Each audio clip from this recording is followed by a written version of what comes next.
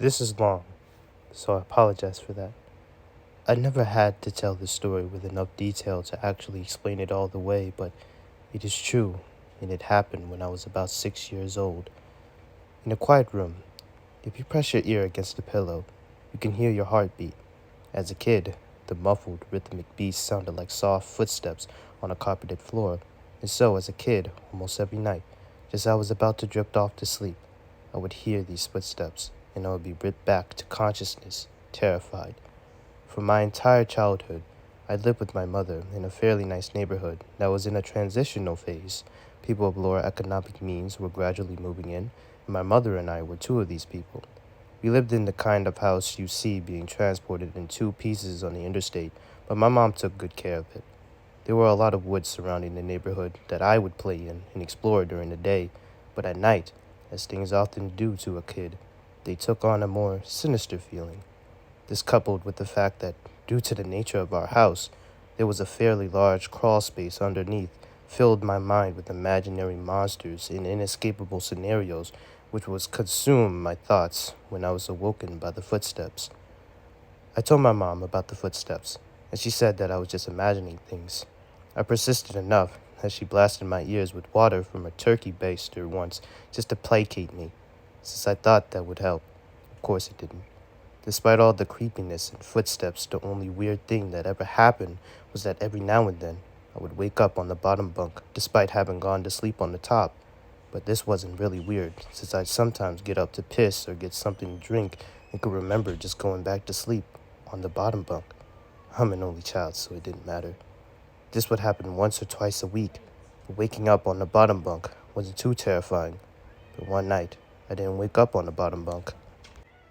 I had heard the footsteps, but was too far gone to be woken up by them, and when I was awoken, it wasn't from the sound of footsteps or a nightmare, but because I was cold, really cold. When I opened my eyes, I saw stars. I was in the woods. I sat up immediately and tried to figure out what was going on.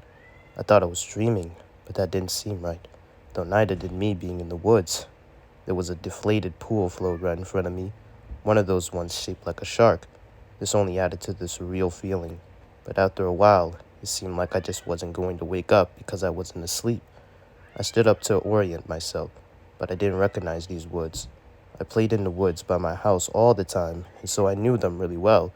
But if these weren't the same woods, then how could I get out? I took a step and felt a shooting pain in my foot, which knocked me back to where I had just been laying. I had stepped on a thorn. By the light of the moon, I could see that they were everywhere. I looked at my other foot, but it was fine. And as a matter of fact, so was the rest of me. I didn't have another scratch on me, and I wasn't even that dirty. I cried for a little bit, and then stood back up. I didn't know which way to go, so I just picked a direction.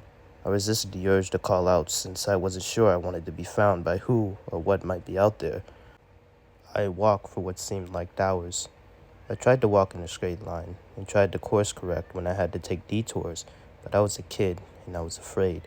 There weren't any howls or screams, and only once did I hear any noise that scared me. It sounded like a crying baby. I think now that it was just a cat, but I panicked. I ran veering in different directions to avoid big thicks of bushes and collapsed trees, and I was paying close attention to where I stepped because by that point my feet were in pretty bad shape.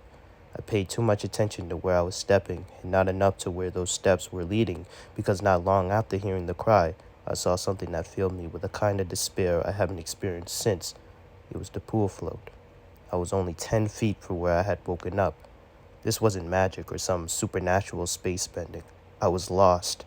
Up until that moment, I thought more about getting out of the woods than how I got in, but being back at the beginning caused my mind to swim. I wasn't even sure that these were my woods. I had only been hoping that they were. Had I run in a huge circle around that spot, or did I just get turned around and start making my way back? How was I going to get out? At the time, I thought the North Star was just the brightest star, and so I looked and found the brightest one and followed it. Eventually, things started to look more familiar, and when I saw the ditch, a dirt ditch my friends and I would have dirt clod wars in, I knew I had made it out. By that point, I was walking really slowly because my feet hurt so much, but I was so happy to be so close to home that I broke into a light jog. When I actually saw the roof of my house over a neighboring lower set house, I let out a light sob and ran faster. I just wanted to be home. I had already decided that I wouldn't say anything because I had no idea what I could possibly say. I would get back in the house somehow, clean up, and get in bed. My heart sunk as I rounded the corner and my house came fully into view. Every light in the house was on.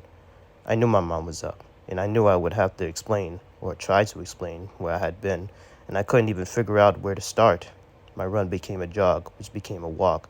I saw her silhouette through the blinds, and although I was worried about how to explain things to her that didn't matter to me at that point, I walked up to the couple of steps to the porch and put my hand on the doorknob and turned. Right before I pushed it, open, two arms wrapped around me and pulled me back. I screamed as loud as I could, "Mom, help me!